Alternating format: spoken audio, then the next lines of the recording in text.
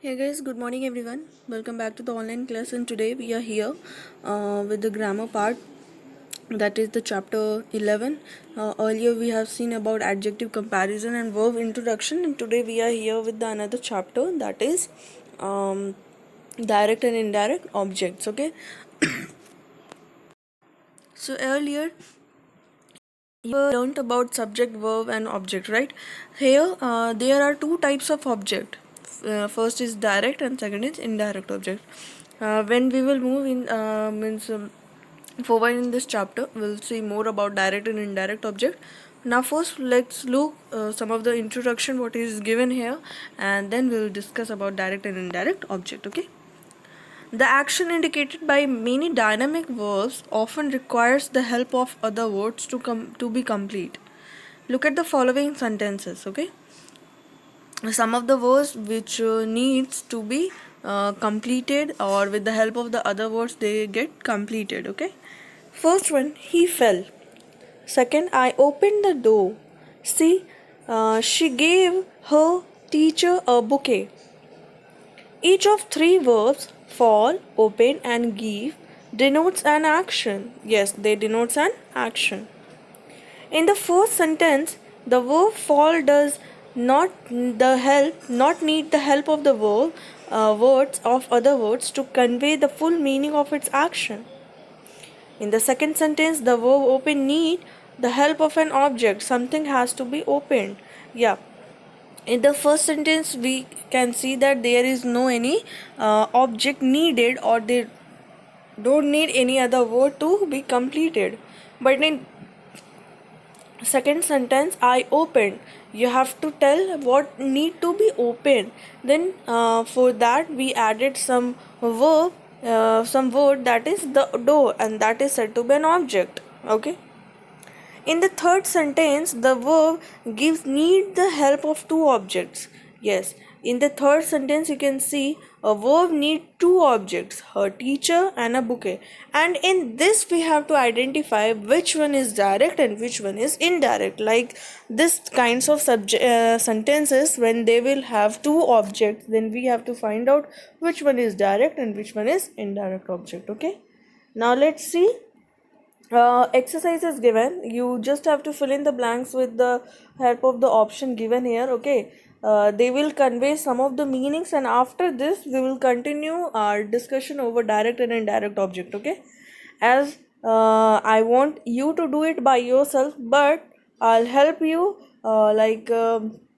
first one is done for you. Now from the second one, direct objects are directly related to the action of the verb. Okay, direct object are directly related to the object, directly related to the verb, action of the verb.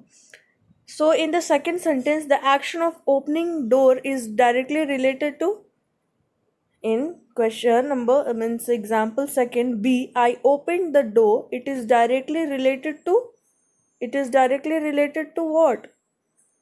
It is directly related to the door. The action of opening, the action of opening is directly related to the object, that is the door. In the third sentence, the action of giving is related to dash. In the third sentence, action of giving is related to, action of giving is related to the bouquet. Okay, action is related to the bouquet, which is the direct object of the verb. Oh, yes, you can see she gave a bouquet. She gave a bouquet. As you can see, a verb, when it conveys the meaning directly, and that is said to be direct object. And here the verb gave directly tells about a bouquet. Directly tells about the bouquet. So here the answer will be bouquet. The bouquet. In the third sentence, the action of giving is related to the bouquet, and which is the direct object. Indirect objects are the dash of the action shown by the verb. In the third sentence, you can see the action which is shown by the verb is यहाँ पे indirect object कौन सा है? तो that is her teacher. She gave a bouquet. किसको दी है वो? To whom she has given. So she has given her teacher. Okay. When the question comes of what after the verb, it is direct object, and when the question comes to whom, then it's said to be indirect object. So here she gave her teacher what? A bouquet. That will be a direct object, and when the question will come like she gave a bouquet to whom? To her teacher. That is said to be indirect object. Okay. So the fourth answer will be the teacher. Okay, the teacher of the action shown by the verb.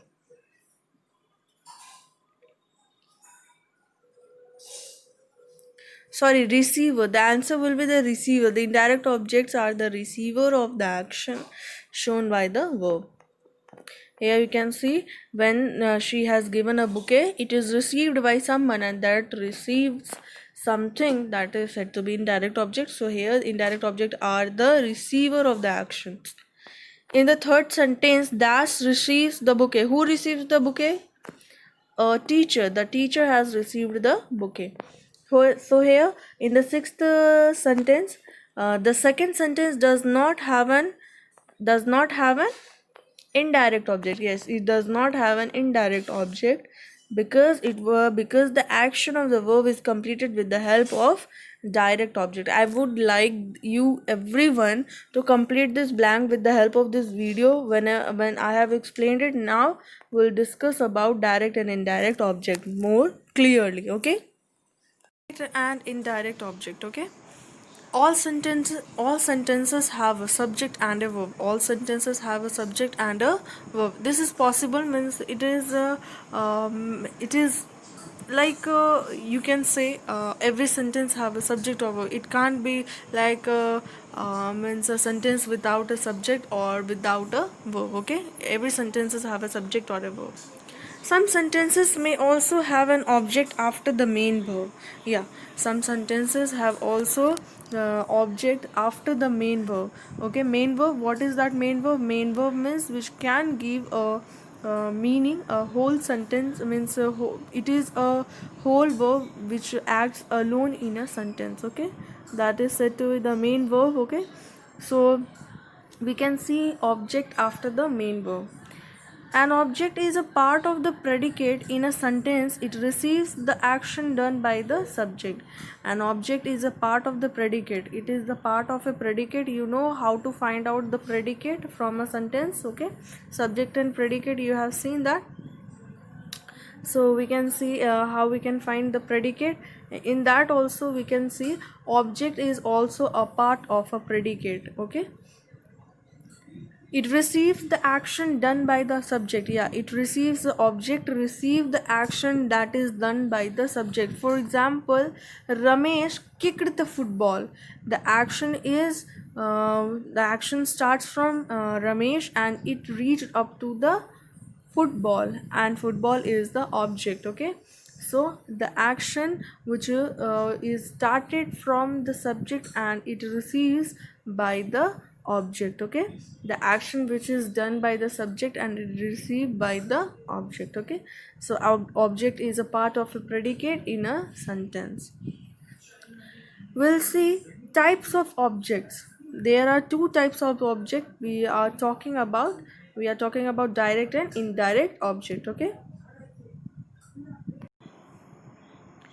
for example, the mother fed her child milk. Milk is a direct object and her child is indirect object. How we can say that? How you can identify whether object is direct object or whether the another one is indirect object? How we can find out? So let's see how we can find out whether the examples given in a sentence whether they are direct object or indirect object. Okay, a direct object answer the question what, who, and whom. What, who, or whom. As you know, how we are finding subject of a verb by questioning what or whom, right? Like that also here, after the verb, first of all you have to find out the verb, and after the verb you can ask the sentence. What you can ask the sentence?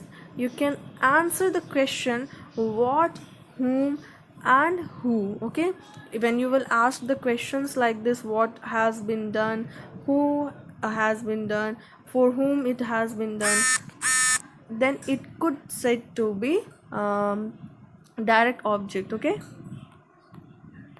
for example, you can see how direct objects answer the question. Okay, for example, it is given Ricky threw pebbles in the pond. Okay, pebbles is direct object. How? When we ask a question, what did Ricky throw? What did Ricky throw? Ricky threw pebbles. When we used to ask the question after the main verb, when we will ask a question of what, who, and whom to a sentence, then we will be able to find the direct object in a sentence. Okay, so here also we have seen what did Ricky throw. Ricky threw pebbles, so pebble is a direct object.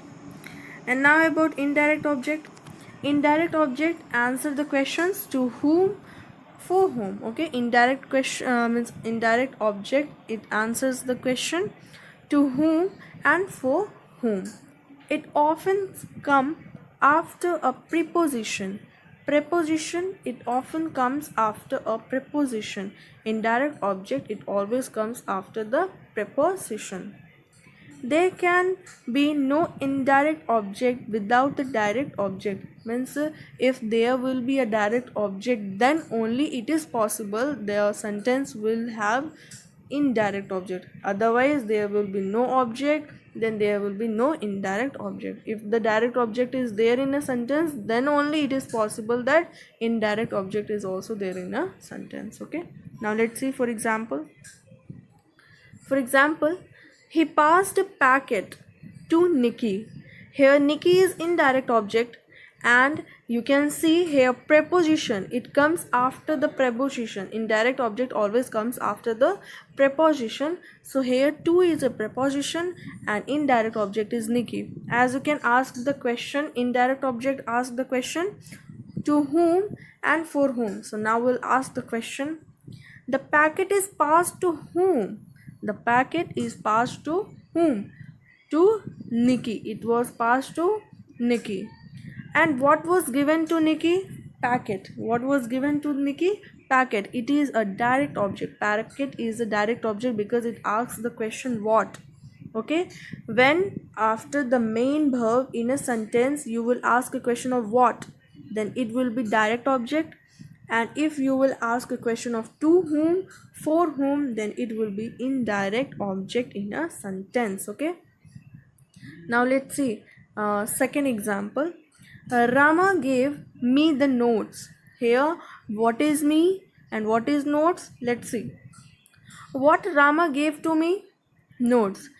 When we are asking a question of what, then what it tells about direct object, and to whom Rama gave the notes, then me, it is indirect object. When in a sentence it asks a question of what, then it is said to be direct object. When in a question in a sentence it to whom, when we are asking a question of to whom, then it is said to be indirect object. So what you have to remember here, that in indirect object answer the question to whom and for whom. Okay, but in a direct object answer the question, of what, who, and whom. Okay, so what you have to remember, just you have to remember this only, that a direct object answer the question what, who, and whom, and indirect object answer the question to whom, for whom. Okay, now let's see, we will see some more examples. So now we'll discuss about question number B. Use the verbs given in the box for the exercise given below. Okay, you will not need all the verbs given here. You don't need all the verbs what is given here in the box. You just have to take the verb, which verb means that verb that only require a direct object, okay, to complete their action. Okay, choose the verb that only need a direct object to complete their action and use them to make sentences. Okay, you just have to select those verbs which need a direct object, which only need a direct object. Direct object means which will be very clear and which will be very to the point. Okay, now see, You have to do it by yourself, and wherever you feel the problem, because tomorrow on MS Team I'm going to discuss this. Okay. Choose verbs that can or direct and indirect object to complete their action and use them to make sentences. Identify two object. One has been what you have to do in next, and in next you have to choose that, select that verb that will need two object. Okay, one will be direct, another will be indirect object, and you have to identify it like this. He owes me 500 rupees. Okay, direct object is me, and indirect object 500 rupees. Okay, now see placement of direct and indirect object. Look at the sentences. When you will make this, then you have to look at the sentences that you will make in question exercise B. Now you will notice that in all the sentences the indirect object comes before the direct object. Indirect object हमेशा direct object के पहले आता है. This is normal placement of two object in a sentence. ये एक normal placement है for the direct and indirect object, because indirect object always comes before the direct object. Okay, वो subject verb और direct object के बीच में आता है indirect object. Okay, that is the means normal placement. First direct object, then indirect object. Now see, however, it is possible to reverse this position by using an preposition with the indirect object. You can reverse the position of also by using indirect to direct place and direct to indirect place. Okay, so now here we can see she gave her teacher a bouquet. Here you can see her teacher is a indirect object and bouquet is a direct object. So indirect object हमेशा direct object के पहले आता है. So we can reverse it. We can reverse it by adding a preposition, just like here. Second, she gave a bouquet to her teacher. Using the preposition to with the indirect object, we can reverse the direct and indirect positions. Okay. Mother baked me an apple pie last Sunday. My mother baked an apple pie for me last Sunday, using the preposition for with the direct indirect object. Okay. So here some note is given. The use of the preposition to and for does not work with all the verbs. Means to and for हमेशा हर verb के साथ use नहीं किया जा सकता. That take two objects. Okay. Given below are few examples. The library fined me 50 rupees. Here you can't use to or for, that will be incorrect. Okay, the referee allowed the player one more shot. Here it is incorrect to use for or to in the sentence. Okay, not everywhere preposition is needed. Somewhere you have to just leave the sentences as it is. अगर indirect object आगे है और direct object पीछे, then just leave them as it is. Okay, and now let's see. I have completed all the works. Now you have to do is just look at your books and complete these sentences, and wherever you will feel the problem, ask me. Okay, because on MST tomorrow I'm going to ask this one I will ask, and this question number A. Okay, so have a nice day to all. Complete the textbooks properly and memorize all the rules and definition of direct and indirect object. Okay.